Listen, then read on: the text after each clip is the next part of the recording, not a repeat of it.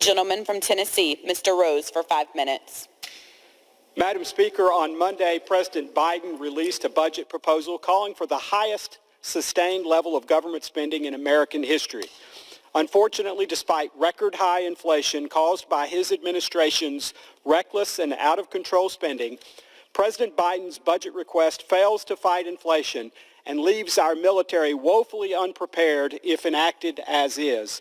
Instead, it uses budget tricks and misguided projections combined with already expiring spending programs to forecast an unrealistic decrease in the deficit, all while raising taxes. In fact, the White House assumed inflation would only be 2.3% for this year, when in reality, actual inflation is running at 7.9%.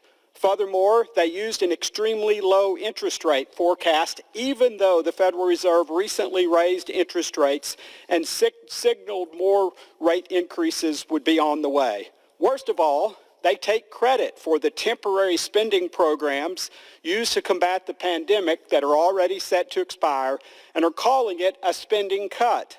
The only explanation for such drastic errors and misguided messaging is that the Biden administration intentionally wanted to mislead the American people and save face for a failed first year of one-party Democratic control.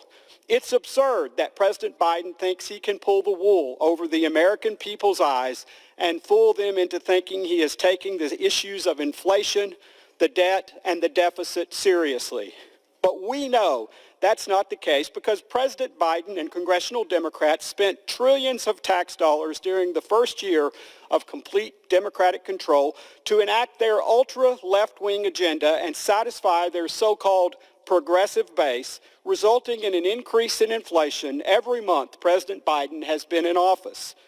Even after a year of record spending on unnecessary social programs and burdensome environmental regulations that terminate American jobs and make us reliant on foreign energy, the president did not learn his lesson. His budget proposal spends billions of dollars on Green New Deal initiatives while doing everything possible to eliminate the American oil and gas industry. The worst part of President Biden's bloated budget is what this means for America's armed services. If we want the future of our military to be as strong as our current military, then at the very least it will need to be funded at the same level as inflation. Instead, military spending only increases by 4%, well below the current level of 7.9% and future projections. Amid an active land war in Europe, President Biden's budget would shrink the active duty Army to just 473,000 troops. That would leave the service at its smallest size since 1940. Before releasing his budget, Defense Secretary Lloyd Austin told the president that inflation would make it difficult to buy the ships that the Navy needs to continue to develop new weapons and to pay our troops at a fair wage. Apparently, the president didn't listen. How can we expect to compete with China and other adversaries if we are decreasing the size and strength of our military and are unable to fund the research for new weapons? We simply cannot. It has become apparent that President Biden's White House has adopted a uniform policy when combating inflation. If you close your eyes, cover your ears, plug your nose, and bite your tongue, inflation ceases to exist. We know that's not the case.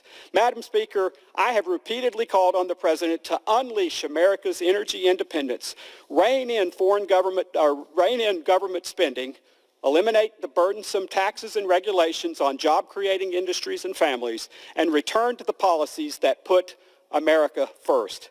Thankfully, Congress will decide what to spend for the sake of our constituents and for our children and those that follow after them. Let's hope we can come together and pass a budget that puts the brakes on inflation and prevents our country from driving off a fiscal cliff. Thank you, Madam Speaker, and I yield back.